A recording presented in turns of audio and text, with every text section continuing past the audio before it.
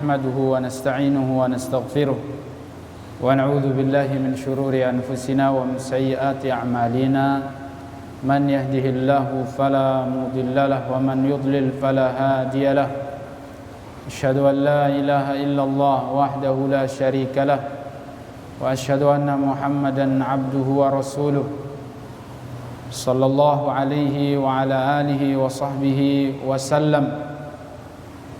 Segala puji hanya milik Allah. Kita panjatkan syukur kepada Allah Subhanahu wa taala. Pada malam hari ini kembali kita untuk melanjutkan kajian kita, pembahasan kitab Masail Jahiliyah, masalah-masalah jahiliyah. Dan alhamdulillah kita sekarang masuk di masalah yang ke-8. Mudah-mudahan Allah Subhanahu wa taala memberikan kepada kita ilmu yang bermanfaat, ilmu yang diamalkan, diyakini dan diamalkan insyaallah taala. Bapak-bapak, ibu-ibu yang dimuliakan Allah, Nabi kita Muhammad sallallahu alaihi wasallam memerintahkan kepada kita untuk tetap komitmen dan berpegang teguh dengan ajaran beliau sallallahu alaihi wasallam, agar ketika kita menghadapi kehidupan ini bisa dengan kekuatan iman itu menghadapi masalah dengan mudah, dengan ringan. Karena ketika seseorang berpegang dengan agama ini, dia akan kuat, dia akan selalu bersabar menghadapi ujian, cobaan yang Allah berikan kepadanya. Sesungguhnya solusi dari masalah kehidupan kita adalah sebenarnya dengan kembali kita kepada Allah, lebih komitmen lagi, lebih semangat lagi berpegang dengan agama ini. Demi Allah, orang yang jauh dari Allah, dia tidak mau komitmen dengan agama Allah, maka dia pasti akan sengsara, tidak akan pernah bahagia, hati tidak akan pernah tenang, hati tidak akan pernah merasakan nikmatnya hidup. Selalu dihantui, selalu diiming-iming dengan angan-angan, dengan harapan yang kadang-kadang tidak tersampaikan cita-cita, angan-angan itu jika dia tidak bergantung kepada Allah Subhanahu wa taala. Ketika seseorang sudah menggantungkan semua urusannya kepada Allah, maka dia akan tenang hidup. Hidupnya akan tenang karena dia sudah bergantung kepada Allah. Tapi yang penting kita yakin bahwa hidup kita ini dijamin oleh Allah, rizki kita dijamin oleh Allah Subhanahu wa ta'ala. Karena Allah mengatakan, Inna Rabbi yabsutur rizqa liman yasha' min ibadihi wa yaqdir. Dialah Allah Subhanahu wa ta'ala yang menghendaki rizkiku. Dialah Allah Subhanahu wa ta'ala yang menentukan rizkiku. Allah lah yang membentangkan rizki kepada kita.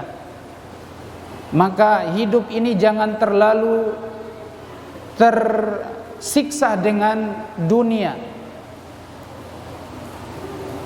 Coba kita kembali kepada Allah Subhanahu wa ta'ala yang ngasih rizki kan Allah. Kenapa kita malah bingung? Kenapa kita stres? Kenapa kita tidak minta kepada Allah Subhanahu wa ta'ala? Rasulullah mengatakan, liyas'al ahadukum hajatahu hatta syatha na'lihi. Hendaklah kalian itu minta semua kebutuhan kalian kepada Allah, sampai tali sendal minta kepada Allah. Tali sendal seharusnya itu minta kepada Allah Subhanahu wa ta'ala. Bayangkan Rasulullah bilang urusan tali sendal minta kepada Allah. Masalah sepele, masalah kecil, kita disuruh minta kepada Allah. Pernah tidak kita misalnya tidak punya gula, garam misalnya, gak punya lauk ikan, pernahkah kita berdoa minta kepada Allah?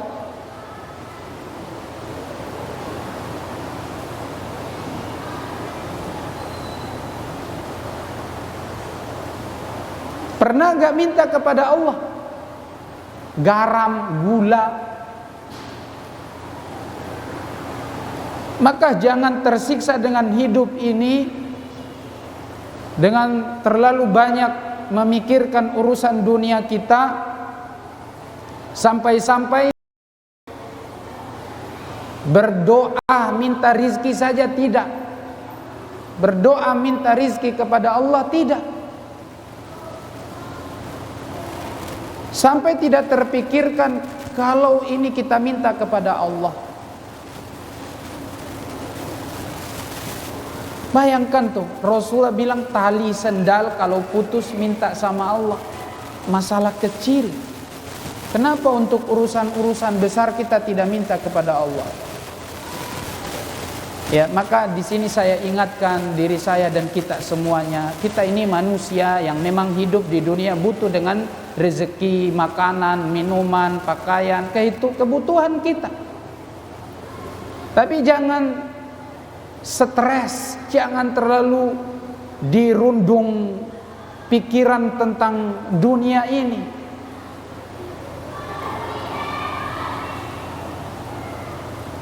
Seakan-akan ini otak pecah kita mikir dunia. Cobalah sekali-kali atau banyakkan, sering hamparkan sajadamu tengah malam, angkat tanganmu minta kepada Allah Subhanahu wa taala untuk kebutuhanmu besok.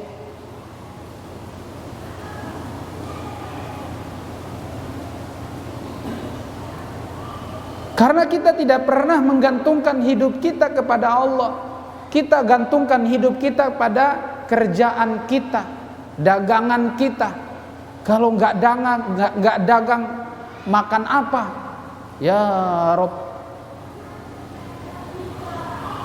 Inilah kurangnya iman kita. Inilah kurangnya yakin kita kepada Allah. Kalau Allah itu memberikan dan membentangkan rizki kepada semua hamba-hambanya. Bukan cuma orang beriman, orang kafir, orang Nasoro saja bisa makan. Allah jamin rizki mereka itu. Masa kita orang beriman tidak dijamin? Sudah begitu lupa kepada Allah Subhanahu wa ta'ala. Jangan lupa Allah, berdoa dan berdoa. Justru ketika kita tidak berdoa kepada Allah, Allah murka. Allah murka kepada kita kalau kita tidak berdoa kepada Allah. Rasulullah mengatakan, man lam yas'alillaha yaghdab alaih. Siapa yang tidak berdoa kepada Allah, Allah murka.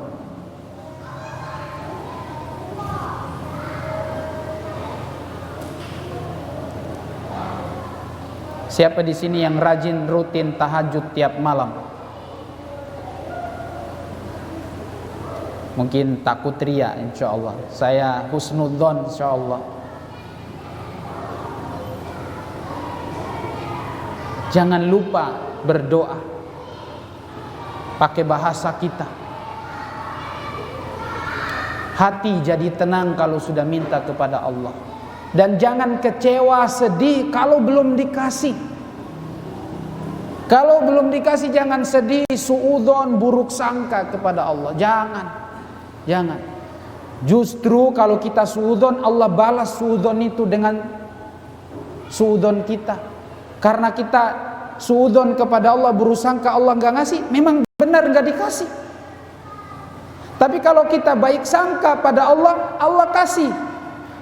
Hadisnya Rasulullah bilang, ana inda dhanni abdi bi. Saya akan bersama prasangka hambaku. Saya akan bersama prasangka hambaku. Kalau dia sangka baik, saya kasih itu. Kalau buruk justru itu yang kau dapat. Karena bersama persangkaan kita.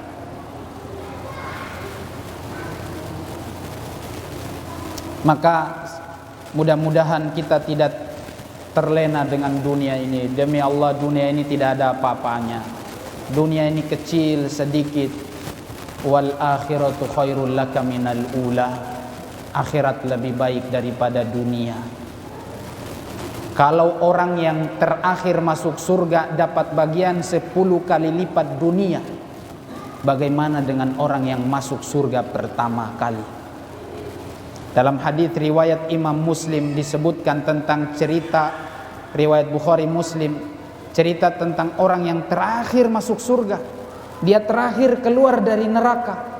Rasulullah gambarkan tentang orang seperti ini, dapat nikmat 10 kali lipat dunia ini. Antum kan pengen mobil, pengen rumah, pengen harta banyak. Ini Allah kasih 10 kali lipat dunia. Dunia ini milik kita 10 kali. Itu di surga. Orang yang terakhir masuk surga. Masya Allah. Kenapa kita lebih mendahulukan dunia? Akhirat lebih baik daripada dunia.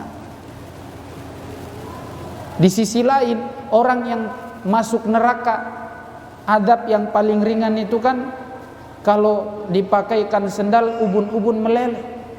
Ini sengsara seperti ini, kenapa kita malah lalai? Tinggalkan Allah.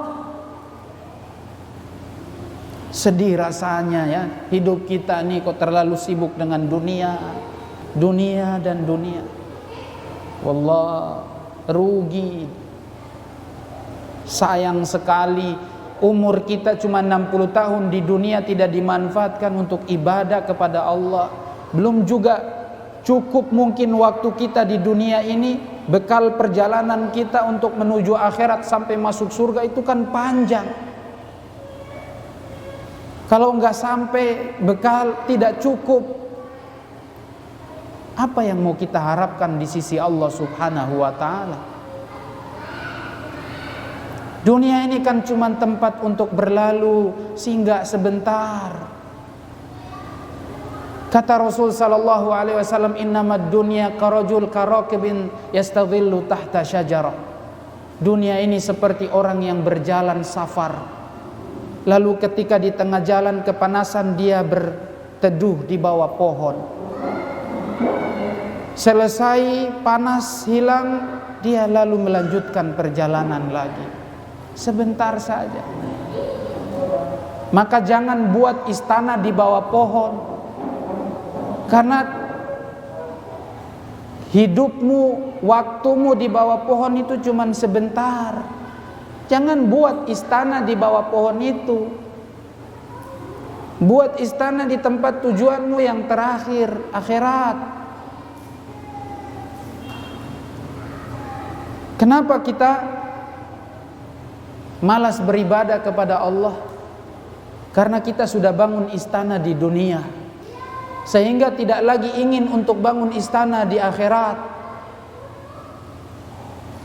Kalau kita berusaha untuk menyiapkan bekal bangun istana di akhirat, insya Allah semangat ibadah semakin kuat.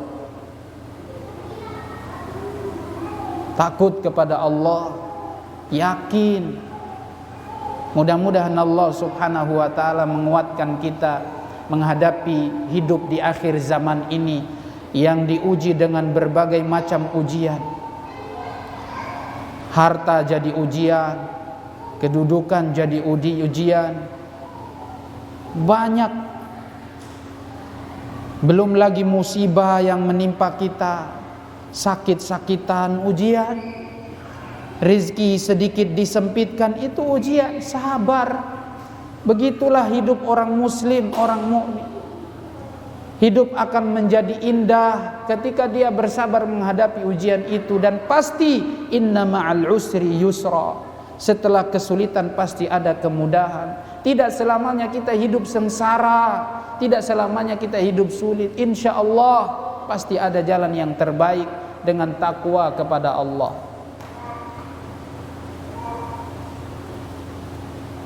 Harus banyak bersabar, berdoa selalu kepada Allah. Jangan pernah putus asa, bersedih, suudzon kepada Allah. Allah Maha Kaya, Allah Maha Baik, Allah Maha Dermawan. Maka minta kepada Allah Subhanahu wa taala. Mungkin ibadah kita yang masih kurang, doa kita yang masih kurang, tahajud kita masih kurang. Ya, itu yang perlu kita tambah. Kurangnya kita mengingat Allah, kurangnya istighfar, kurangnya minta ampun kepada Allah, sehingga dosa-dosa itulah yang menghalangi rizki kita. Dalam sebuah hadis Rasulullah mengatakan, innar rajul la yamna'ur minar rizki lidzanbin yusibu. Seseorang bisa dihalangi rizkinya karena dosa yang dia lakukan. Dihalangi, ditahan rizkinya karena dosa yang dia lakukan. Itu orang muslim. Ustaz, kenapa orang kafir, orang tidak beriman banyak maksiat tapi rizkinya dikasih, dimudahkan? Oh, itu beda lagi.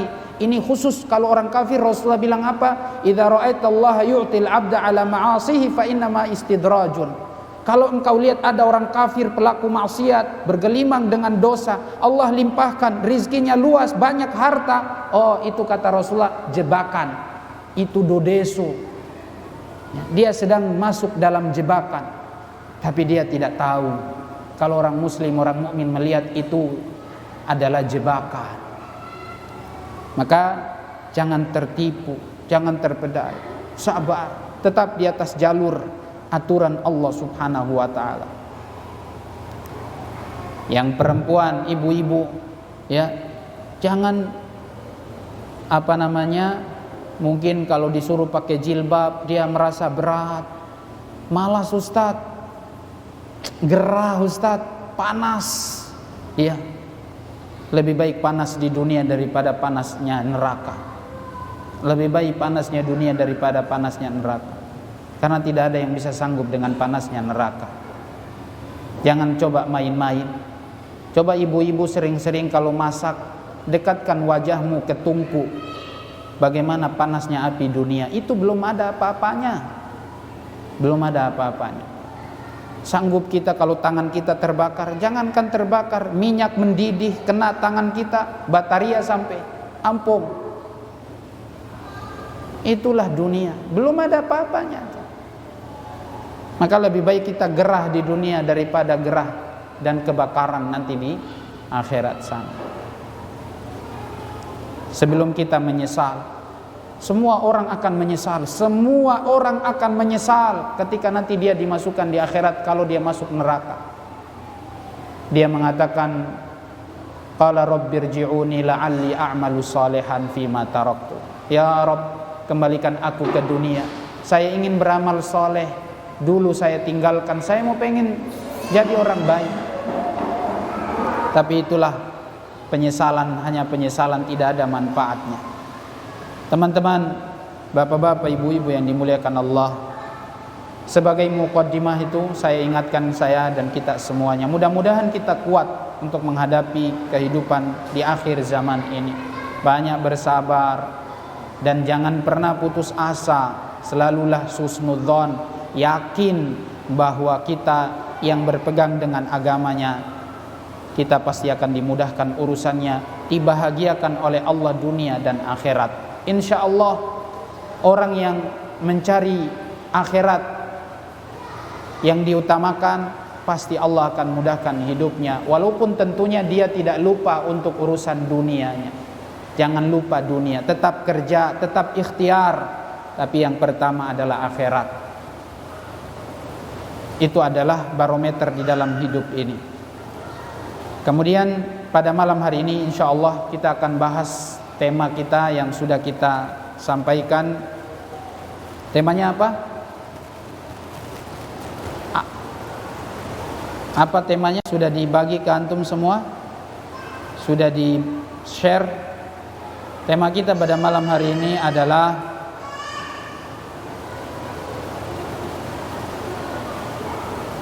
mengukur kebenaran dengan kekuatan, tahta, dan jabatan. Mengukur kebenaran dengan kekuatan, tahta, dan jabatan. Kata orang jahiliyah, Jadi kebenaran diukur dengan kalau mereka itu kuat. Karena mereka kuat, mereka bilang kami yang benar. Karena mereka punya harta yang banyak, mereka bilang kami yang benar. Karena mereka orang-orang yang petinggi-petinggi, mereka bilang kami yang benar. Kalau di pertemuan bulan lalu, pembahasan kita adalah karena jumlah mereka yang paling banyak, mereka yang paling benar, kata orang jahiliyah begitu. Bahkan yang sangat tidak logis ya, sangat tidak logis itu adalah mereka mengatakan, oh kami senior. Jadi karena senioritas mereka benar. Oh kami dulu, kalian ini baru. Ah begitu. Itu orang jahiliyah. Jadi kalau diingatkan kepada mereka bahwa ini tidak ada ajarannya, kalau diingatkan, bilang nih misalnya ya, mohon maaf, ini maulid Nabi tidak ada. Mereka bilang, oh kami dari dulu begini. Oh ini mayoritasnya mengamalin gini. Oh ini adalah negara-negara di mana-mana mereka ngamalin ini. Tapi kalau ditanyakan mana dalilnya, apakah Allah perintahkan, apakah Nabi memerintahkan, mereka tidak akan bisa jawab. Kalaupun dijawab, dalilnya, landasannya mereka paksakan. Mereka pakai dalil-dalil yang umum tentang cinta kepada Nabi. Oh, kalau kalian bilang cinta kepada Nabi, kami juga cinta kepada Nabi.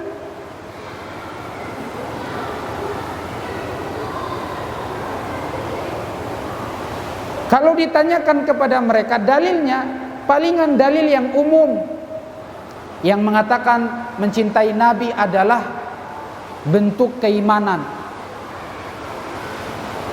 Maka kita katakan kita mencintai Nabi juga. Kedengaran suara ini? Foto.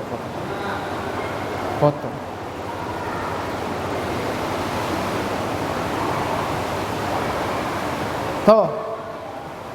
Kalau ada orang yang mengatakan seperti tadi, ini sama dengan dulu orang-orang jahiliyah juga begitu. Kalau ditanya dalilnya, mereka bilang, oh ini sudah dari dulu. Orang jahiliyah begitu. Nenek moyang kami juga begini mengamalkan.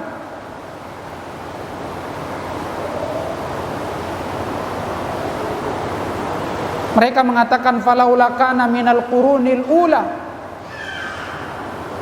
Falaula kana minal quruni min qablikum ulu baqiyatin yanhauna 'anil fasad fil ardi illa qalila mimman anjayna minhum wattaba'a alladhina zalamu ma utrifu fihi wa kanu mujrimin. Mereka bilang, bagaimana tuh? Ini kan sudah dari dulu.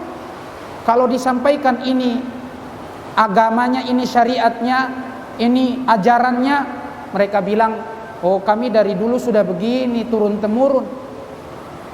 Jadi gara-gara senioritas mereka bilang mereka yang benar. Mereka mengikuti orang-orang yang terdahulu. Ini sudah dari nenek moyang kami. Allah bilang juga dalam surat yang lain, wa idza qila lahum ittabi'u ma anzalallah qalu bal nattabi'u ma alfaina 'alaihi aba'ana awalau kana aba'uhum la ya'qiluna syai'an wa la yahtadun. Kalau dibilang, nih ini loh, ikuti ini apa yang sudah Allah turunkan, ikuti dalam Al-Quran, dalam hadis, mereka enggak terima itu. Mereka bilang, oh kami ikuti dari nenek moyang kami saja. Ya. Mereka mengikuti apa yang dari dulu diwariskan. Jadi warisan nenek moyang. Padahal kalau ditanya itu nggak ada. Mereka ini semua tidak sesuai dengan petunjuk dari Allah dan Rasulullah. Iya. Mereka juga berdalil, oh kami orang paling kuat karena jumlahnya banyak. Al-Imam Muhammad bin Abdul Wahab mengatakan orang jahiliyah itu beristidlal dengan apa? Al-ihtijaju biqaumin u'tu minal quwa fil fahmi wal idrak. Kata Al-Imam Muhammad bin Abdul Wahab, orang jahiliyah itu berdalil dengan kekuatan, kecerdasan, harta. Itu dalil, kata mereka. Kekuasaan, karena mereka lah yang menguasai. Maka semua itu dijawab oleh Allah di dalam surat Al-Ahqaf ayat 24 sampai 26. Allah turunkan semuanya kepada Muhammad. Allah ceritakan tentang kejadian-kejadian sebelumnya. Falamma ra'au 'aridan mustaqbilal awdiyatihim qalu hadza 'aridun mumtiruna bal huwa mastajaltum bihi rihun fiha 'adzabun alim. Ketika awan gelap datang menuju kampung, ya, menuju kampung mereka mengatakan hadza aridun mumtiruna, kata mereka ini awan yang akan memberikan hujan kepada kami. Malah ternyata yang datang kepada mereka adalah azab, angin topan, angin kencang, rihun fiha azabun alim, angin tapi mengandung azab. Jadi bukan sekedar angin atau awan biasa, tapi ini ternyata angin yang menghancurkan kampung mereka, menghancurkan rumah-rumah mereka. Tudammiru kulla syai'in bi amri rabbiha, Allah hancurkan semuanya. Fa asbahu la yura illa masakinuhum, mereka semua hancur kecuali bekas-bekas rumah mereka, enggak ada lagi yang tersisa.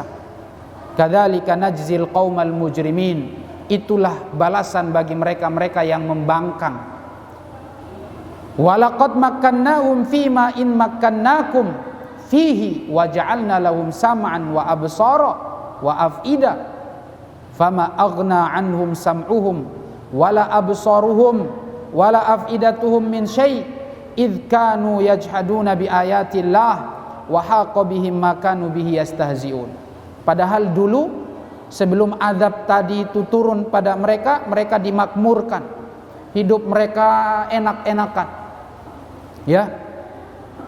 Mereka dikasih penglihatan, pendengaran, hati, tapi mereka tidak menggunakan hati itu untuk menerima hidayah. Mata tidak digunakan untuk melihat kebenaran, telinga tidak digunakan untuk mendengar kebenaran, sehingga semua itu tidak bermanfaat. Justru mereka mengingkari ayat-ayat Allah subhanahu wa ta'ala, sehingga Allah menghinakan mereka. Allah hancurkan mereka di dunia sebelum di akhirat. Itu kalau di dunia sudah sengsara, di sana di akhirat lebih parah lagi, yaitu lebih sengsara lagi. Mereka mengatakan merekalah yang selamat. Ini Allah bilang walaqad makkannahum, kami berikan kepada mereka kekuatan, istana, kerajaan, semua mereka miliki di dunia ini. Tapi karena mereka ingkar dengan ayat-ayat Allah, tidak beriman, tidak menjalankan perintah, tidak menjauhi larangan, akhirnya Allah hancurkan. Kaumnya Nabi Nuh, kaumnya Nabi Saleh, kaumnya Nabi Lut, ini semua kan mereka Allah hancurkan. Kaum-kaum yang sudah dihancurkan oleh Allah. Itu karena mereka mengingkari Allah subhanahu wa ta'ala. Itu seharusnya jadi pelajaran. Tidak cukupkah itu? Kaumnya Fir'aun, ya, Fir'aun dan pengikut-pengikutnya, kaumnya Nabi Musa itu yang ingkar.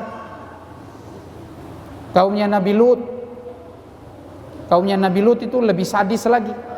Bagaimana Allah hancurkan mereka? Itu waja'alna 'aliyaha safilaha waja'alna safilaha 'aliyaha, dibalik, buminya dibalik, yang atas jadi bawah, diangkat tinggi-tinggi baru bayangkan gempa bumi yang ada sekarang kita lihat belum ada apa-apanya tuh, ya. Allah belah bumi, lalu ada yang tenggelam di mana dulu di Palu sana tuh, itu belum ada apa-apanya. Dulu mereka tuh diangkat, angkat setinggi-tingginya baru ditimpakan ke bumi.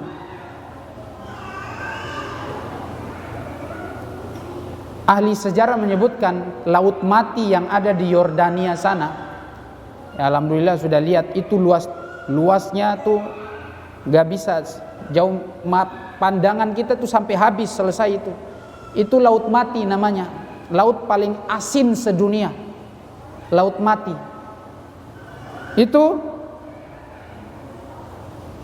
disebutkan bahwasanya mereka ini dulu kampung besar itu, negara besar di situ.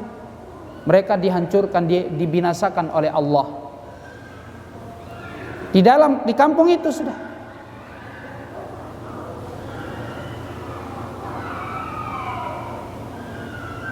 Itu laut sebesar itu, kampung sebesar itu ditenggelamkan, diangkat mereka baru dijatuhkan. Luar biasa itu. Maka itu seharusnya jadi pelajaran. Belum juga kaumnya Nabi Nuh, Allah tenggelamkan dengan banjir bandang, ya, air dinaikkan, semua mereka tenggelam. Ada yang dihabiskan kaumnya Nabi Saleh, ya, kaumnya Nabi Syuaib, dikirim angin kencang kayak seperti ini, hancur mereka semuanya, angin doang. Mereka tidak mau beriman kepada Allah Subhanahu wa ta'ala. Maka Allah ingatkan, kekuatan kalian itu, kerajaan, tahta kalian, harta kalian tidak ada manfaatnya. Nggak ada manfaatnya. Kalau kalian selamat, seharusnya kalian tidak dihukum, disengsarakan di dunia.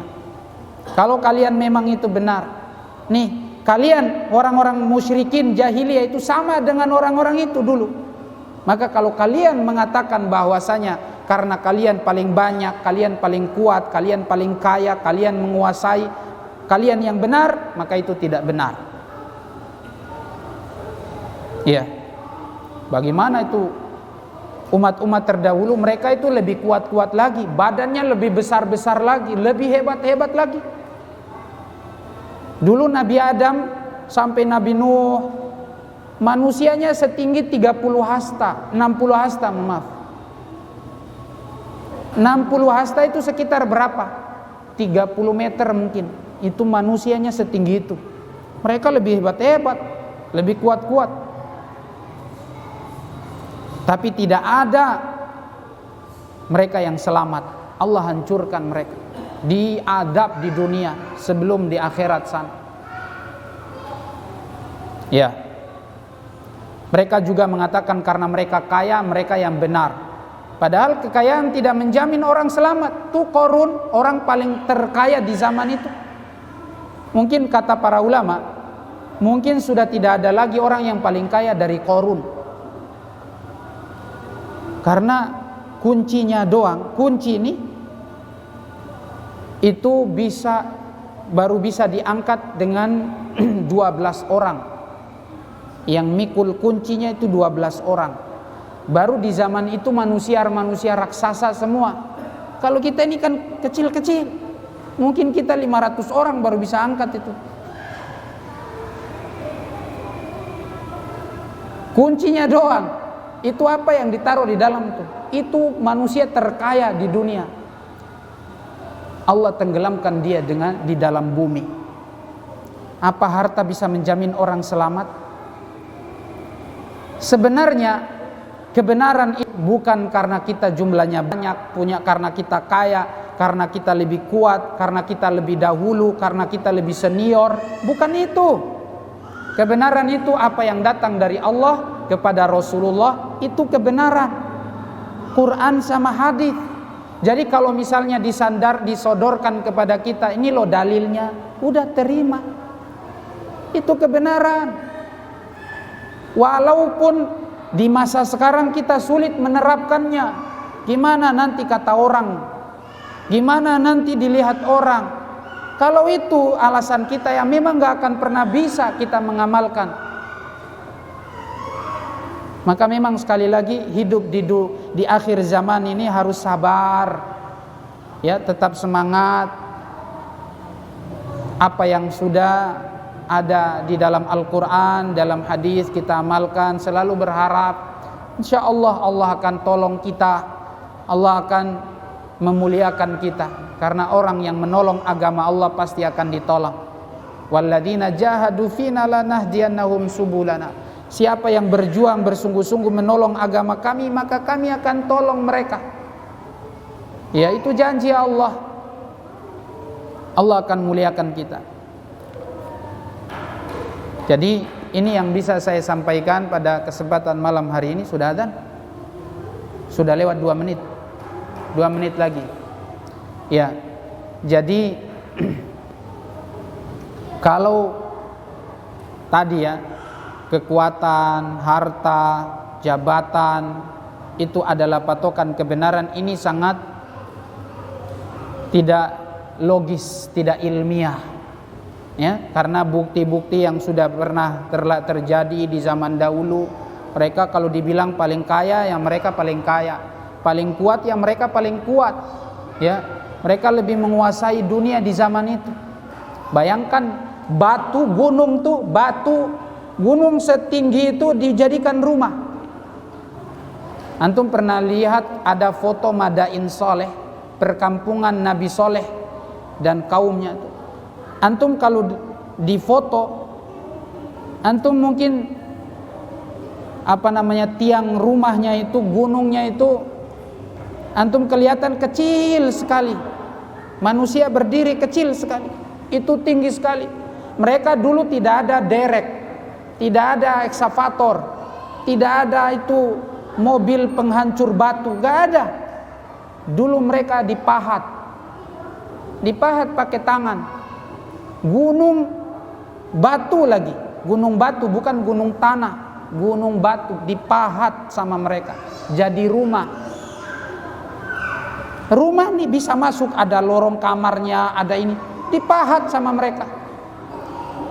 Kalau sekarang nih, saya kemarin masuk di terowongan NHM di tambang emas sana itu pakai alat tembaknya pakai mesin baru bisa tembus ke dalam tuh.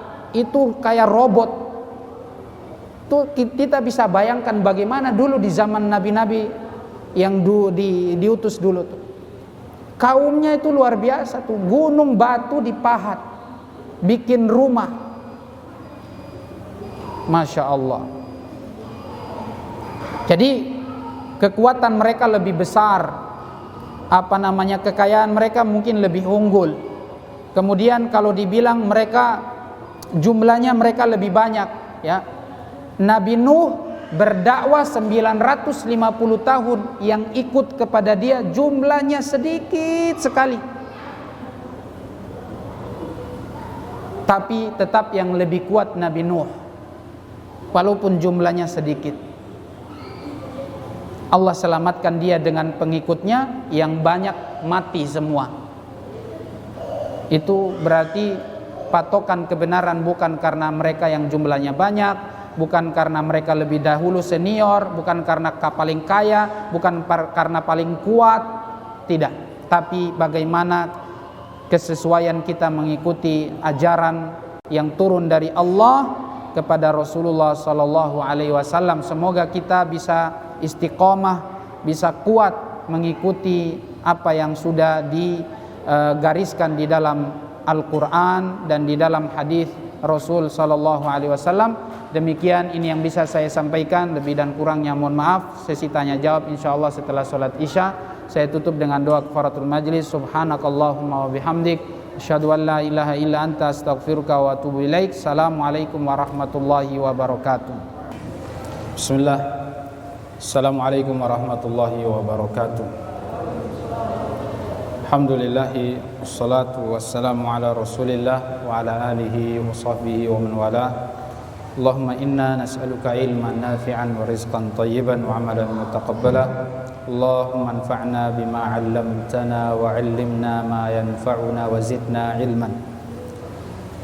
Kita lanjutkan dengan sesi tanya jawab. Mudah-mudahan bisa terjawab. Semoga Allah memberikan kepada kita ilmu yang bermanfaat.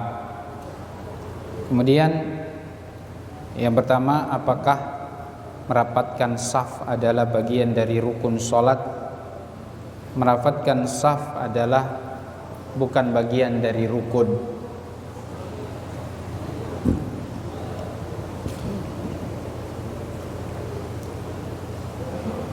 Ada sebagian ulama mengatakan dia adalah sunnah.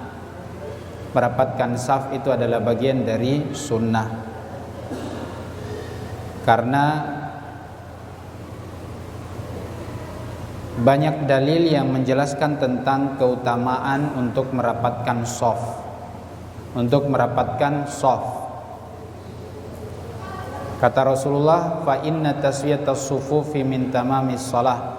Dalam hadis itu Rasulullah bilang, sawu sufufakum fa inna taswiyatas sufuf min tamamis shalah. Hadu bainal manaqibi wal aqdam. Rapatkanlah antara lutut dengan lutut, kaki dengan kaki, bahu dengan bahu.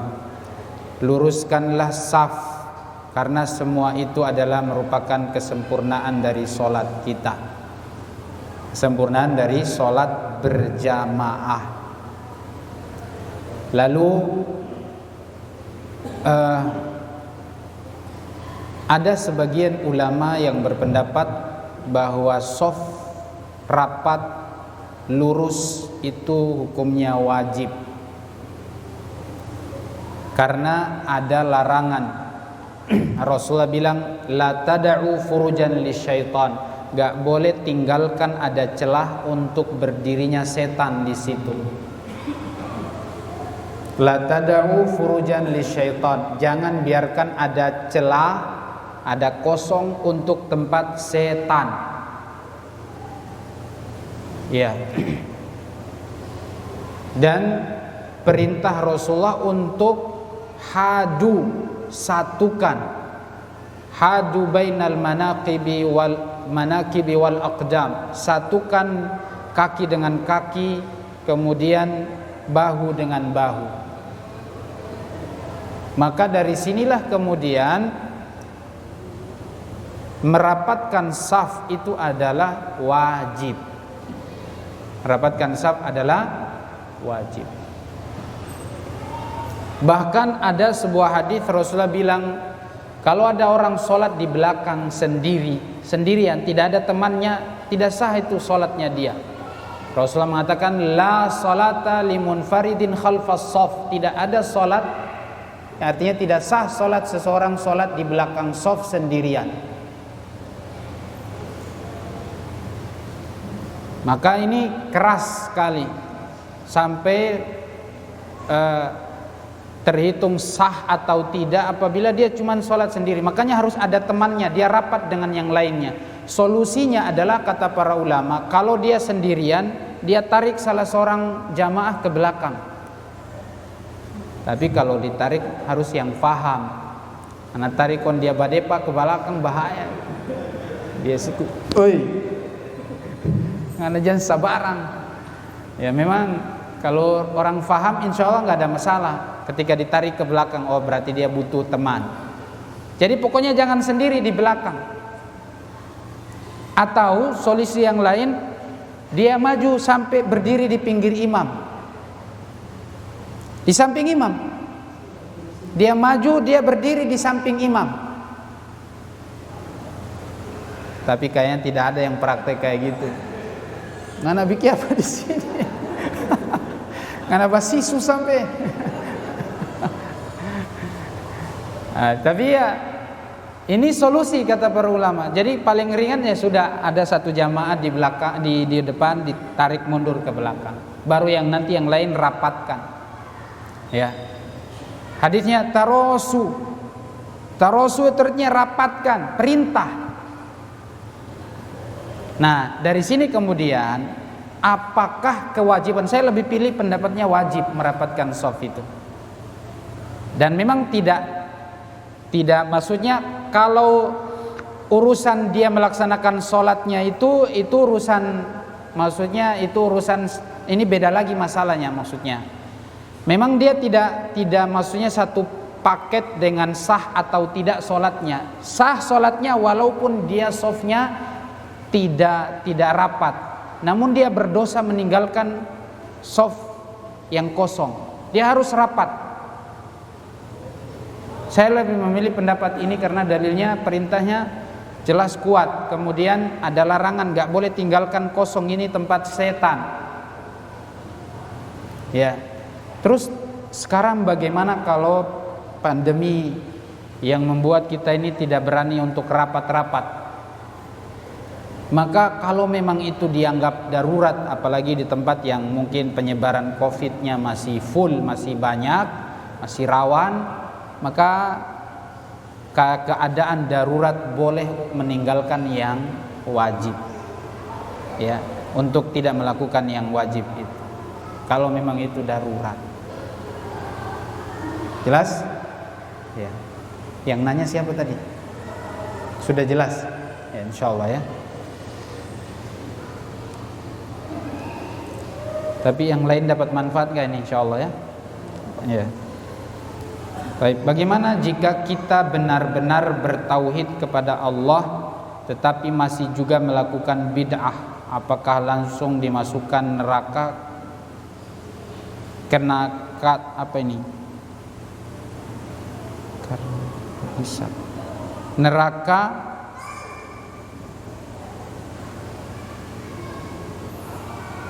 kaupah hisab, maksudnya apa nih? Kenapa hisab gitu? Tanpa hisab. Oh, tanpa hisab. Dimasukkan ke neraka tanpa hisab. Apakah langsung dimasukkan ke neraka langsung dimasukkan ke neraka tanpa hisab? Semua orang harus dihisab. Semua orang harus dihisab. Dan orang yang masuk neraka itu hisabnya lebih berat. Itu lebih sengsara itu kalau hisabnya orang yang mau masuk neraka. Yang masuk surga seharusnya itu tanpa hisab. Ada orang masuk surga tanpa hisab, tanpa adab. Kok orang masuk neraka tanpa hisab? Itu aneh. Ya, justru dia masuk neraka itu hisabnya lebih parah. Karena hisabnya lebih berat, makanya neraka. Ya. فَأَمَّا مَنْ أُوتِيَ كِتَابَهُ بِيَمِينِهِ فَسَوْفَ يُحَاسَبُ حِسَابًا يَسِيرًا وَيَنْقَلِبُ إِلَى أَهْلِهِ مَسْرُورًا. Adapun orang-orang yang dihisab dengan diberikan catatan amalnya dari arah kanan, jadi nanti dia terima catatannya dari tangan kanan dengan tangan kanan, maka dia akan dihisab dengan hisab yang mudah. Jadi cara hisabnya gini, antum dikasih catatan, kalau antum diambil pakai tangan kanan itu berarti tanda-tanda baik. Ustadz, kalau memang ditakdirkan kita pakai tangan kiri lalu kita ambil pakai tangan kanan gimana? Oh, tidak bisa. Memang nanti akan dikasih dari arah kanan. Ketika antum posisi berdiri bagaimana, dikasih dari arah kanan dan antum ambil dari arah kanan, itu berarti tanda-tanda selamat. Hisabnya fasaufa yuhasabu hisaban yasira, akan dihisab dengan hisab yang mudah. Itu yang mau masuk surga. Wa yanqalibu ila ahlihi masrura, akan dikumpulkan bersama keluarganya dalam keadaan gembira. Wa amma man utiya kitabahu wara'a dhahri fasawfa yad'u thubura wa yasla sa'ira. Dan adapun orang yang dikasih catatannya dari belakang, jadi diambilnya kayak begini. Oh, itu sengsara itu. Fasawfa yad'u thubura wa yasla sa'ira. Pasti masuk ke neraka sa'ir. Pasti ke neraka sa'ir. Hisabnya sengsara. Hisabnya berat. Fasawfa yad'u thubura. Dia akan dihisab dengan cara yang sangat berat. Wa yasla sa'ira. Dia masuk neraka. Ya. Maka orang yang masuk neraka itu sudah pasti hisabnya berat. Itu pasti sulit. Jadi antum tandai sudah, kalau di kiri, waduh hancur sudah ini. Ya. Kasih dari belakang, kiri belakang.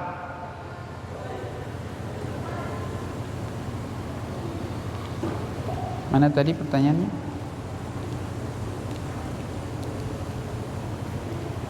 Dia bertauhid nih, tapi berbuat bid'ah. Tauhid tapi berbuat bid'ah. Tergantung. Ada bid'ah yang mengandung syirik. Misalnya berdoa ke kuburan. Ini bid'ah sekaligus syirik. Maka ini mengekalkan pelakunya di neraka. Kalau dia tidak tobat sebelum mati, maka ini syirik besar, kekal di neraka. Berdoa itu kepada Allah, bukan ke kuburan. Kalau ente datang ke kuburan mendoakan penghuni kubur, baru dapat pahala. Tapi kalau berdoa minta hajat dari orang di kubur ini, ya kiai siapalah sebut misalnya, syekh siapa, panggil namanya baru berdoa. Apalagi di Jere itu, kubur-kubur Jere, panggil namanya, minta hajat. Oh, itu syirik besar. Naudzubillah. Ustadz, memang kenapa kalau orang berbuat syirik? Oh, bahaya itu, sengsara itu, kekal di neraka. Maka kita ini berusaha supaya selamat, jangan sampai jatuh di dalam perbuatan syirik. Ya. Tapi tidak boleh ya, kalau antum misalnya lihat ada orang berbuat syirik, langsung antum bilang syirik, neraka, kekal di neraka. Ya jangan. Ya. Kita ini bicara tentang diri kita supaya selamat, jangan sampai berbuat syirik. Ya. Kalau kita nasihati dia enggak terima, terserah ente. Sudahlah, biarin aja. Kita kan cuma menyampaikan, diterima alhamdulillah, enggak diterima ma'assalam, kata orang Arab. Ya, selamat tinggal. Ya. Biarin aja. Jadi syirik itu mengekalkan orang di neraka. Gak akan bisa keluar dari neraka itu. Haram dia masuk surga, kata Allah. Haram. Innahu man yusyrik billah faqad harramallahu alaihi jannah. Allah haramkan dia surga. Berarti itu selamanya di neraka. Makanya jangan sampai jatuh dalam perbuatan syirik. Makanya kita harus belajar, jangan sampai ada syirik yang kita lakukan. Nabi berdoa, Allahumma inni a'udzubika min an usyrika bika wa ana a'lam. Ya Rabb, aku berlindung kepada Engkau dari berbuat syirik dalam keadaan tidak sadar. Nabi berdoa, Nabi Muhammad berdoa supaya selamat dari kesyirikan dalam keadaan tidak sadar. Karena bisa jadi kita tidak sadar berbuat syirik, maka berlindung kepada Allah. Doanya sudah dihafal belum ini? Catat. Yo iya, antum kira antum bisa selamat? Nabi saja berdoa. Nabi Ibrahim juga begitu. Wa junubni wa baniya an na'budal asnam. Ya Rabb, selamatkan aku dan turunanku dari menyembah kepada selain Allah. Karena syirik itu menyembah kepada selain Allah. Ya, bergantung kepada selain Allah, tawakal kepada selain Allah, cinta kepada selain Allah, takut kepada selain Allah, minta rizki kepada selain Allah, minta kesembuhan kepada selain Allah, itu syirik semuanya. Karena kadang-kadang kita masih bergantung kepada makhluk daripada kepada Allah. Minta kepada Allah perlindungan. Allahumma inni a'udzubika min an usyrika bika wa ana a'lam wa astaghfiruka lima la a'lam wa astaghfiruka lima a'lam. Dan aku minta ampun ya Rabb dari perbuatan syirik dalam keadaan sadar.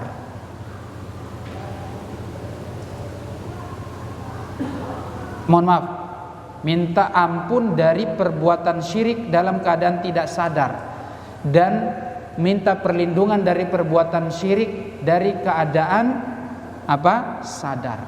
Berlindung dalam keadaan sadar. Ada orang yang sengaja berbuat syirik, maka dia harus berlindung kepada Allah dan minta ampun, semoga Allah ampuni dari syirik yang kita tidak sadar, kita tidak tahu. Ya. Makanya saya bilang tadi, bid'ah itu ada yang syirik. Ya, misalnya tadi ziarah kubur lalu pakai wonge-wonge. Nah, itu bahaya itu. Ya. Ziarah kubur, minta ke kuburan saja itu sudah syirik, apalagi bawa dengan wonge-wonge, suwangi. Ya. Nah, itu bahaya itu. Saya lihat di Dore itu mereka ada kubur yang mereka datangi pakai macam-macam, aneh-aneh. Bid'ah apa dulu? Nah, kalau misalnya ada bid'ah, mohon maaf, kayak seperti Maulid Nabi. Ada sebagian orang merayakan Maulid Nabi, tapi dia yakini bahwa Nabi Muhammad hadir di situ, sehingga dia minta tolong kepada Nabi. Ini juga syirik. Maka hati-hati. Ada orang yang merayakan Maulid Nabi bukan hanya sekedar merayakan ke hari kelahirannya dengan bikin itu perayaan itu. Maka ini hati-hati. Kalau cuma sekedar merayakan Maulid Nabinya, itu bid'ah, dosa besar juga, haram. Apalagi kalau sudah meyakini bahwa Muhammad hadir di situ, ini lebih bahaya lagi. Dan dia minta tolong kepada Nabi Muhammad, minta kesembuhan, minta berkah, ini nggak boleh. Karena Nabi Muhammad udah meninggal. Anaknya saja itu Fatimah nggak minta doa kepada Rasulullah yang sudah meninggal. Ya, cucunya beliau Hasan Hussein nggak minta-minta di situ kok. Kok kita? Ya. Jadi kalau bid'ah ya jelas haram, dosa besar. Pelakunya diancam masuk neraka. Rasulullah mengatakan kullu bid'ah dhalalah wa kullu dhalalatin finnar. Semua bid'ah sesat dan kesesatan membawa pelakunya ke neraka. Maka kita berusaha untuk mengikuti yang sudah ada saja. Nanti ada yang tanya lagi, Ustaz, kenapa Maulid Nabi bid'ah, Ustaz? Ya karena Rasulullah tidak pernah merayakan Maulid Nabi. Maulidnya itu kan kalau kelahiran Nabi kita bergembira, Nabi hadir untuk kita. Tapi merayakan dengan perayaan yang kita saksikan sekarang itu, yang kita lihat sekarang ini, itu tidak ada. Lalu di situ ada dibaca kalimat-kalimat yang dibilang sholawat lah macam-macam. Ini juga tidak ada. Sampai ada pujian-pujian bahwasanya Muhammad itu mengetahui alam gaib. Ini juga tidak ada. Itu lagi bahaya. Karena bukan hanya sekedar merayakan gembira, tapi di situ ada kalimat-kalimat dalam bait-bait yang mereka baca itu bahwa ada kalimat Muhammad mengetahui yang gaib. Wah, itu sudah syirik lagi. Banyak sekali kemungkarannya. Karena yang mengetahui yang gaib itu cuma Allah. Allah mengatakan wa indahu mafatihul ghaib, kunci-kunci yang gaib itu hanya Allah yang tahu. Baik, ini cukup ya. Jadi jawabannya karena memang Nabi tidak mengajarkan, jadi jangan dibuat. Sahabat juga tidak pernah buat kok Maulid Nabi itu. Abu Bakar, Umar, Utsman, 4 khalifah ini tidak ada yang buat. Masa mereka tidak tahu? Masa mereka tidak tahu dengan ajaran seperti ini? Padahal sekarang ini kita anggap ini bagian dari agama. Kalau ditinggalkan berarti dia bukan muslim. Oh, bahaya sekali itu. Terus sahabat tidak bikin, berarti kita bilang mereka bukan muslim tuh. Iya. Baik, itu cukup ya. Kemudian bagaimana tata cara akikah secara sunnah? Akikah adalah salah satu sunnah dari ajaran Rasulullah. Rasulullah mengatakan kullu gulamin murtahanun bi aqiqatihi yunatu yauma yudbahu anhu yauma sabihi wa yunatu anhu al-adha. Seorang anak kalau dilahirkan digadekan dengan akikahnya, di hari ketujuh sembelih kambing, kalau anak laki-laki 2 ekor, kalau anak perempuan 1 ekor. Ya, anaknya perempuan berarti 1 ekor kambing, usianya 1 tahun sampai 1 tahun setengah ke atas, 1 tahun ke atas. Dan dipotong rambutnya, dicukur rambutnya, kemudian diberi nama, kemudian disunat di hari ketujuh, itu sunnahnya. Disunat, dipotong rambutnya, diberi nama. Ini adalah sunnah-sunnah anak yang lahir. Kemudian menyembelih kambing, tentu kambing ini tidak harus yang jantan, boleh yang betina. Ya, boleh yang betina, yang penting sehat, gak boleh cacat. Gak harus yang jantan. Kemudian setelah ketika kita sembelih, kita sebut nama anak yang kita akikahkan ini. Misalnya kita menyembelih bismillahi Allahu akbar hadza an, dengan nama Allah, Allahu akbar, ini dari anak kita nih yang kita akikahkan. Sebut namanya. Hadaan, ini dari siapa? Sebut namanya. Makanya diberi namanya sebelum sebelum itu, ya, sudah dicarikan namanya, baru disembelih. Kemudian setelah itu diolah kambingnya, dibikin makanan, dan undang orang-orang fakir, orang-orang miskin untuk makan, itu lebih utama. Ya, kerabat-kerabat kita, teman-teman kita, tentunya lebih diutamakan orang-orang yang susah, orang miskin. Ustaz, kalau dibikin nasi kotak boleh, nggak apa-apa, lalu dibagi-bagi. Ya, itu adalah tata cara akikah yang disunahkan. Nanya akikah kan ya? Ya. Kemudian Ustaz, rambut tadi, rambut yang dicukur tadi itu ditimbang. Berapa gram rambutnya? Kalau misalnya 0,2 gram, peraknya berapa harganya? 0,2 gram. Dinilaikan dengan nilai perak. Kalau 0,2 gram perak harganya sekian, maka nilaikan uangnya sekian, baru uangnya disedekahkan ke fakir miskin.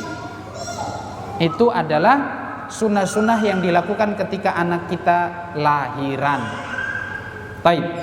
Kemudian lanjut, kita sudah mulai berhijrah dan mulai belajar mengetahui ajaran Islam serta kebenarannya. Ketika kita mau mengamalkan ke sesama umat muslim lainnya, kebanyakan tidak percaya, banyak yang membantah dengan pendapatnya masing-masing dan malah berkata kita sok suci, sok alim. Nah, bagaimana kita menanggapi hal seperti itu pada Ustadz? Yang bilang kita sok suci kan mereka. Yang penting kita yang tidak merasa sok suci. Karena Allah melarang wala tuzakku anfusakum huwa a'lamu bimanittaqa. Jangan kalian sucikan diri-diri kalian. Maksudnya, oh saya lebih baik, maksudnya lebih suci dari Anda. Sok suci ini maksudnya sok suci bersih dari dosa. Kalau bilang sok suci dari dosa, kita manusia tidak suci dari dosa. Anak Adam, turunannya Nabi Adam, semua tidak lepas dari dosa. Maka kita tidak boleh mensucikan diri dari dosa. Tapi kalau kita bilang kita ini mengikuti kebenaran, oh itu wajar. Ini dalilnya, ini Qur'annya, ini hadisnya. Maka kita harus katakan, karena kebenaran itu diukur dengan Quran sama hadis. Masa kita mau mengatakan orang yang mengikuti pendapatnya dengan hawa nafsunya, kita bilang itu kebenaran, bertentangan dengan Quran sama hadis, lalu kita bilang itu yang benar? Kan tidak mungkin. orang muslim yang akalnya sehat, pasti dia mengatakan Quran dan hadis pasti ya kebenaran. Jadi kalau mereka bilang kita so suci, itu kan dia yang bilang, bukan kita. Ya. Jadi tenang saja. Kalau dibilang kita sok benar, kita lihat dulu, iya. Kalau kita bilang kita benar karena mengikuti Al-Quran sama hadis, ya iya kita harus yakin. Dia saja dengan pendapatnya dia bilang dia benar, apalagi kita mengikuti Quran sama hadis, masa kita bilang kita tidak benar? Logis enggak ini? Ya, logis enggak? Kita bilang bahwasanya dia dengan pendapatnya saja dia bilang dia benar, apalagi kita ini mengikuti hadisnya jelas, Qurannya jelas, amalannya sahabat jelas. Masa kita tidak yakin kalau kita benar? Harus yakin. Bahkan kalau ada orang beramal dia tidak yakin itu benar, maka amalannya tidak sah. Anda mengamalkan satu amalan tidak yakin itu benar, percuma, gak usah ngamalin, karena harus diyakini. Iman itu kan ada 3 minimal ya. Qaulun bil lisan, diucapkan dengan lisan. Al-i'tiqadu bil jinan, diyakini dengan hati. Wal amal bil arkan, diamalkan dengan anggota badan. Kalau tidak itu tidak sempurna iman kita. Yazidu bi ta'ati rahman wa yanqusu bi ta'ati syaitan. Dia bertambah dengan taat kepada Ar-Rahman, Allah, dan berkurang iman itu kalau taat pada setan. Nah, sekarang tinggal lihat kita amalannya sesuai dengan hawa nafsu, dengan keinginan kita, atau dengan hadis atau Al-Quran. Ya, memang berhijrah itu sekarang tantangannya berat. Sabar saja. Yang penting kita jelaskan dengan santun, dalilnya jelas, Quran hadisnya. Maka insya Allah pelan-pelan mereka akan mengikuti. Memang kalau kita mengikuti ajaran yang diajarkan Rasulullah di akhir zaman ini memang berat. Yang ngikut memang sedikit. Sekali lagi, patokan kebenaran itu bukan karena jumlahnya banyak, tapi dilihat sesuai tidak amalanmu dengan Rasulullah sallallahu alaihi wasallam. Ya. Kalau kita bahas tentang motivasi yang disampaikan oleh para ulama kita itu sangat luar biasa. Saya sampaikan satu ucapan Imam Al-Auza'i, seorang ulama Syam. Beliau bernama Abu Amr Abdurrahman Ibnu Amr Al-Auza'i, meninggal tahun 157 Hijriah. Beliau adalah salah satu murid tabi'in yang terbaik di negeri Syam. Beliau mengatakan, wasbir nafsaka ma'as sunnah, bersabarlah engkau mengikuti sunnah. Bersabar mengikuti apa? Sunnah. Jadi sabar. Kalau enggak sabar, antum akan lepas sunnah. Ya. Rasulullah bilang orang yang berpegang al-mutamassik bidinih kal qabid 'alal jamrah, berpegang dengan agama yang benar yang dibawa oleh Rasulullah seperti memegang bara api. Memang panas, bukan sekedar panas lagi, terbakar, tapi jangan lepas. Ini wasiatnya Imam Al-Auza'i, bersabar mengikuti sunnah. Waqif haitsu waqafal qaum, berhenti kamu jangan berbuat ketika kaum sahabat tidak mengamalkan. Ketika sahabat tidak buat maulid, jangan buat. Mereka buat tidak? Ya, berarti jangan. Ini wasiatnya Imam Al-Auza'i, ulama Syam, ulama hadis. Kalau orang yang tahu hadis, biasanya di dalam sanad hadis pasti ada beliau. Ya. Dia bilang, berhenti, jangan buat apa yang tidak dibuat oleh sahabat, oleh tabi'in. Wa qul bima qalu, katakan apa yang mereka katakan. Jadi jangan katakan apa yang tidak dikatakan sama mereka. Apa yang tidak disampaikan sama mereka, jangan sampaikan. Wasluk sabila salafikas salih, teladanilah, jalanilah jalan salafmu yang telah terdahulu yang soleh. Salaf soleh, ini ucapan salaf itu beliau sudah ucapkan dari dulu. Ini ulama muridnya tabi'in, wafat tahun 157 Hijriah. Bukan Masehi ya, Hijriah. Dia bilang ikuti jalan mereka. fa innahu yas'uka ma wasi'ahum. Karena apa yang dulu mereka amalkan juga berlaku pada Anda. Apa yang mereka katakan berlaku juga pada Anda. Maka ini nasihat yang sungguh luar biasa. Bersabar, tidak ada jalan yang lain. Kata Rasulullah, isbiru hatta talqauni al-haud. Bersabarlah di dunia dengan mengikuti ajaranku. Nanti kita ketemu berjumpa di telaga. Allah, Nabi tunggu. Nabi menanti kita di telaganya dengan tetap bersabar mengikuti ajaran beliau. Anda yang tidak sabar, mohon maaf, Anda akan diusir dari telaga beliau. Suhqan, suhqan. Allah mengatakan pergi, pergi, pergi. Nabi mengatakan ya Rabb ummati, ummati. Mereka umatku ya Rabb. Kata Allah, innaka la tadri ma ahdatsu ba'daka. Muhammad, kamu tidak tahu mereka sudah merubah ajaran. Mereka sudah jauh dari ajaran.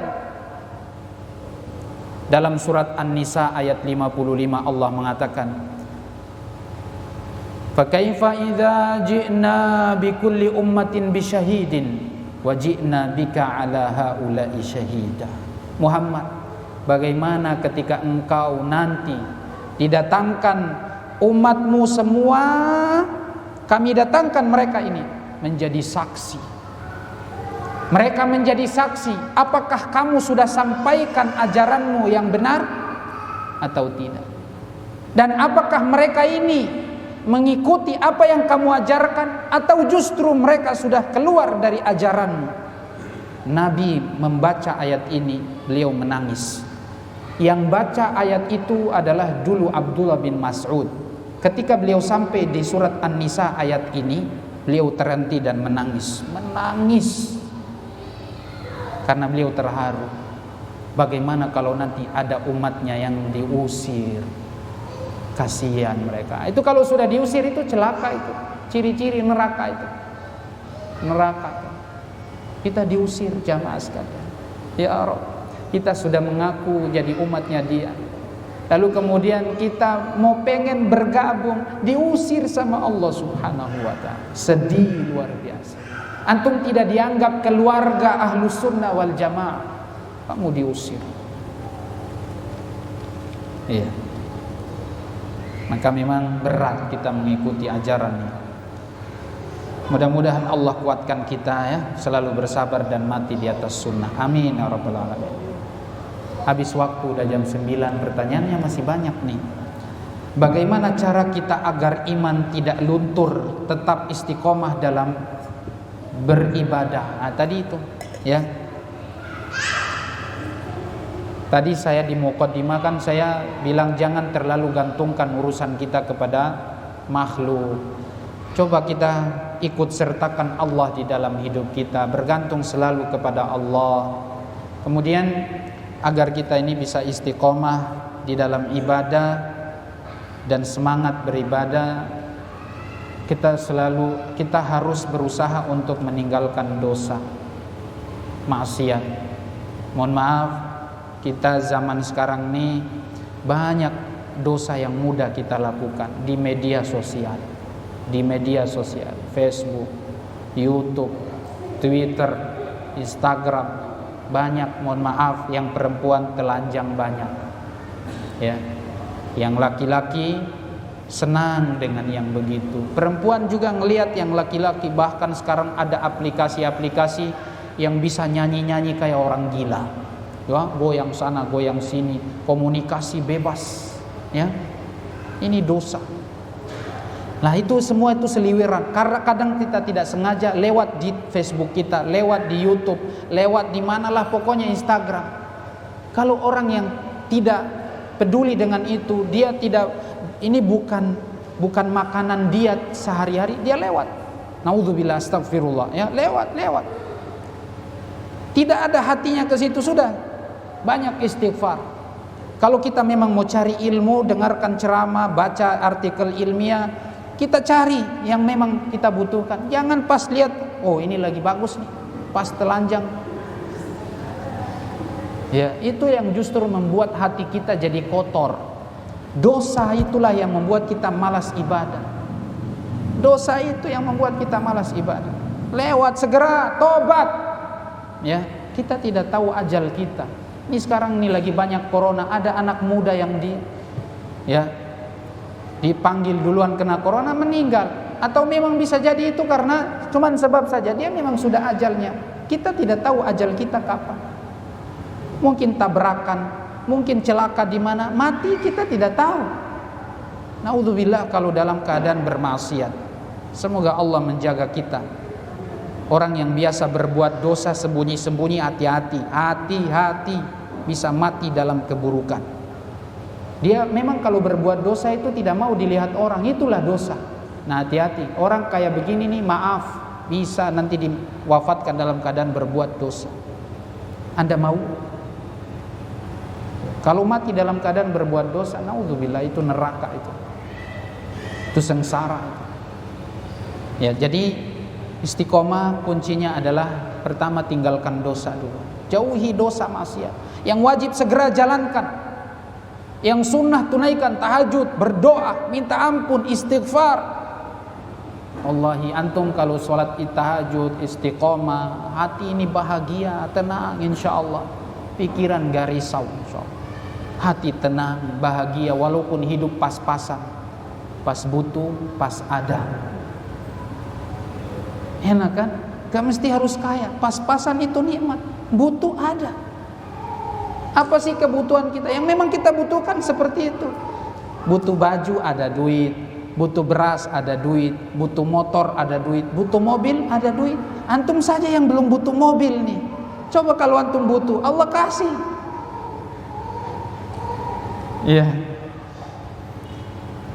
Iya, Bang Yani ya, insya Allah butuh apa saja Allah kasih. Antum memang belum mau. Ini cerita pengalaman soalnya ya. Baik. Kemudian jangan lupa berdoa. Doa, minta istiqomah. Kan banyak doanya. Rasulullah sudah ajarkan. Kita tidak pernah minta pakai doa itu.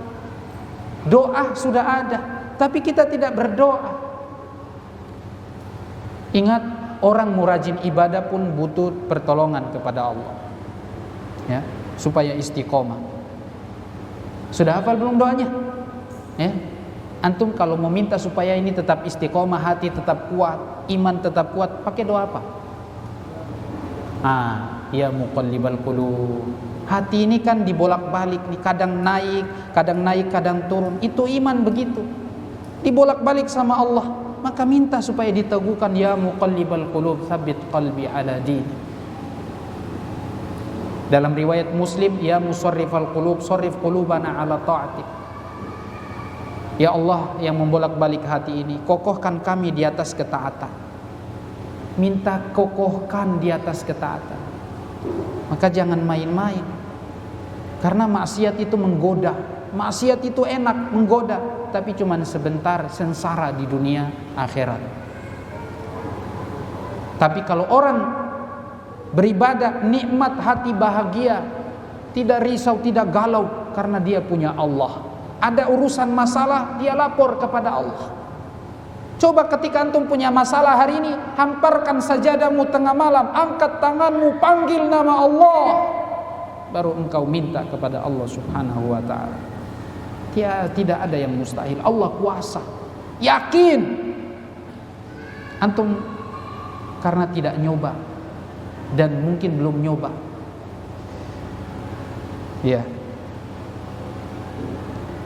Kemudian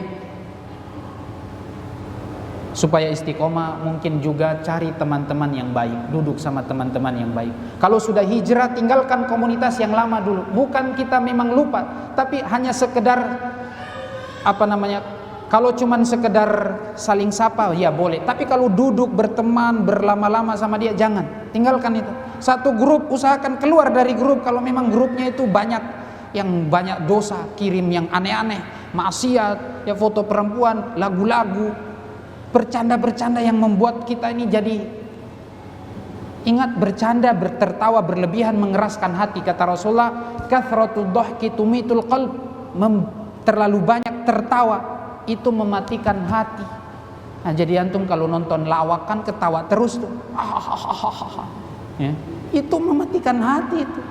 Yang tertawa saja hati bisa keras, apalagi yang bikin buat orang tertawa, itu hati lebih keras itu. Ya. Banyak para artis yang tidak bahagia, padahal pelawak mati, ya, sengsara karena stres. Padahal pelawak ada nggak pelawak mati stres, bunuh diri? Katanya dia suka menghibur orang, padahal mati karena stres, tidak bahagia. Karena bahagia itu Allah yang kasih, ketenangan itu Allah yang kasih. Wa huwallazi anzalas sakinata fi qulubil mu'minin. Dialah Allah yang menurunkan kebahagiaan dalam hati orang beriman. Hati orang beriman, enggak sembarangan orang. Maka kita jadi orang beriman, insya Allah Allah kasih kebahagiaan.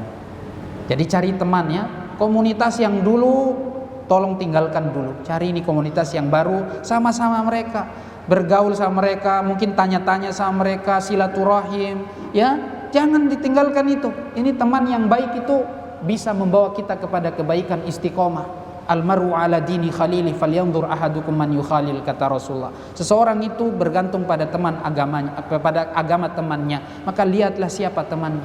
Kalau teman kita ya yang biasa bercanda, bergurau, kemudian basedu yang tara masuk akal, ucapan basedu saja, cik. Nah, itu nanti kebiasaan. Kalau kita duduk sama orang yang lisannya kotor, nanti kita juga ke bawah-bawah. Atau kita sudah hijrah tapi masih duduk sama mereka, nanti tidak akan bisa kita tinggalkan, susah. Ya, orang-orang Maluku ini basedu ini bahaya, ya. Basedunya itu terlalu berlebihan. Kalau kita mengucapkan tidak layak, ya, ucapan itu kotor sekali. Makian, tapi itu basedu katanya. Bercanda tapi maki-maki. Itu ada yang kayak gitu. Makanya kadang-kadang kalau orang Jawa dengerin candaannya kita orang Maluku itu dia menangis, ya. Loh, iya. Terlalu berbahaya. Masya Allah, sudah jam 9 lewat nih. Berhenti sudah, ya? Cukup mungkin itu, ya. Ya mungkin panjang tapi mudah-mudahan cukup. Bagaimana cara menggapai hati, menjaga hati dari sifat ria dalam beribadah atau bersedekah? Iya, ini lagi hati lagi, hati ria, karena memang yang ria ini hati, kan. Ketika kita menghadapi hati yang selalu ingin ria, maka ingatlah bahwasanya ketika kita ria, pahala tidak akan ada. Itu langsung Allah hapus. Mau Anda sudah beramal, tapi Allah hilangkan langsung, percuma. Walaupun Anda bilang, oh pasti diterima, tapi Anda sudah ria tadi, pamer ke orang, perdengarkan ke orang, lo sudah gugur itu. Makanya dari awal sudah harus dijaga hatinya. Gimana cara menjaganya? Cara menghentikan rianya, stop, istighfar, ingat Allah. Astagfirullah. Langsung ketika ada bisikan, stop, ingat Allah, istighfar. Ya, itu cara menghadapinya. Lawan dia, itu bisikan syaitan.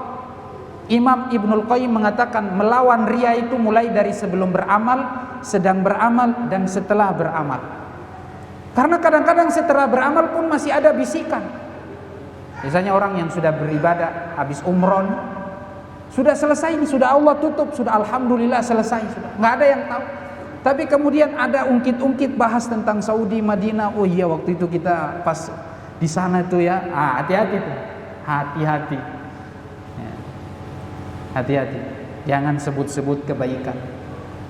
Ya kita sih berharap semoga tidak terhapus. Tapi kalau dengan niat seperti itu bisa Allah habiskan tuh pahala kita. Uang sudah keluar, tenaga keluar, ya, waktu keluar, semua kita habiskan, tapi tidak ada pahalanya, percuma. Kemudian kita harus berdoa kepada Allah, diikhlaskan. Tadi itu niat itu berubah-berubah. Memang Para ulama bilang, Imam Sufyan Ats-Tsauri, ulama Mekah, kota Basra, mohon maaf, beliau bilang, ma'aladtu syai'an ala ashadda ala nafsi minar riya atau minan niyah. Tidak ada yang paling berat untuk disembuhkan, diobati, melainkan hati ini, keikhlasan. Tidak ada yang paling berat untuk kita sembuhkan, kita obati kecuali niat. Memang berat, tapi harus terus minta pertolongan kepada Allah Subhanahu wa taala. Berdoa, tadi doanya sudah diajarkan itu ya. Ya muqallibal qulub. Kemudian ada satu tambahan lagi doa, Allahumma ati nafsi taqwaha. Ya Allah, berikan ketakwaan pada hati ini. Wa zakkiha, sucikan hati ini. Anta khairu man zakkaha, engkau adalah zat yang paling baik mensucikan hati. Anta waliyuha wa maulaha, engkaulah yang menjaga hati ini untuk tidak terbolak-balik. Kemudian, Assalamualaikum Ustaz, bismillah. Apa ini?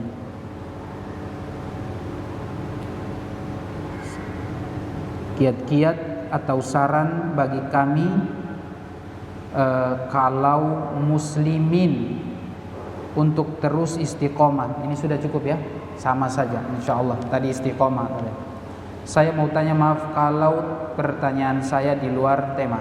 Ustaz, saya ingin pakai cadar tetapi saya masih tinggal dengan kakak ipar. Solusinya bagaimana Ustaz? Kan tidak menghalangi pakai cadar. Kakak ipar silakan di situ. Ya, kakak ipar di situ nggak ada masalah pakai cadar. Ya, kalau lebih bagus lagi Anda tinggal mungkin di luar, kalau Anda tinggal masih numpang ya tinggal di rumah ngontrak nggak apa-apa. Itu lebih privasi, lebih menjaga. Ya, lebih selamat. Kalau dia yang tinggal di situ mungkin bisa disampaikan kepadanya atau mungkin disiapkan suatu kamar atau apa gitu, tinggal di situ dia. Kita lebih bagus tinggal sendiri, itu lebih aman. Solusinya cuma itu.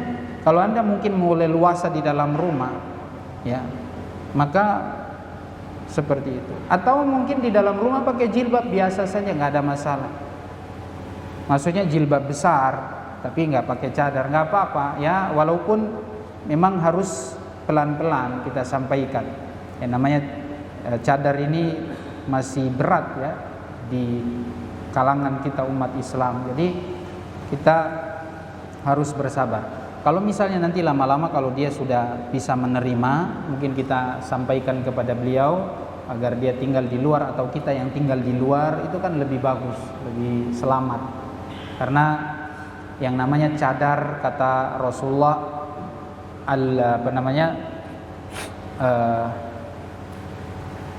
bukan cadar, maksud saya ipar. Ipar itu adalah, kata Rasulullah, al-maut. Ya, as-sihr al-maut. Ipar adalah maut. Banyak kejadian orang yang tinggal dengan iparnya di rumah itu terjadi masalah. Ya, fitnah. Ya, hati kita ini manusia. Kalau ustadz saja manusia, apalagi yang bukan ustadz. Ya. Bisa berubah hatinya, bisa digoda. Setan mudah menggoda manusia. Maka lebih selamat tinggal di rumah sendiri, walaupun mungkin ngontrak. Cuma itu saja solusi. Banyak berdoa, semoga dimudahkan urusannya, semoga Allah berikan jalan yang terbaik. Dan yang terakhir, mau tanya Ustadz, bagaimana hukumnya orang yang sudah meninggal tapi dibuat akikah? Tidak ada. Kalau sudah meninggal sudah selesai. Ya. Dan yang buat itu adalah orang tuanya. Yang buat adalah orang tuanya. Jadi kalau baru lahir sampai 7 hari atau maksimal 14 hari, itulah sunnahnya dia diakikahan di situ. Kalau sudah meninggal tidak perlu karena tidak wajib. Akikah hukumnya sunnah muakkadah. Sunnah muakkadah. Ditekankan sekali, tidak wajib. Ya, itu pendapat para ulama berdasarkan dalil yang tadi. Jadi kalau sudah meninggal selesai. Wallahu a'lam bishawab. Ini yang bisa saya sampaikan. Lebih dan kurangnya mohon maaf. Saya tutup dengan doa kafaratul majlis. Subhanakallahumma wa bihamdik, asyhadu an la ilaha illa anta, astaghfiruka wa atubu ilaik. Assalamualaikum warahmatullahi wabarakatuh.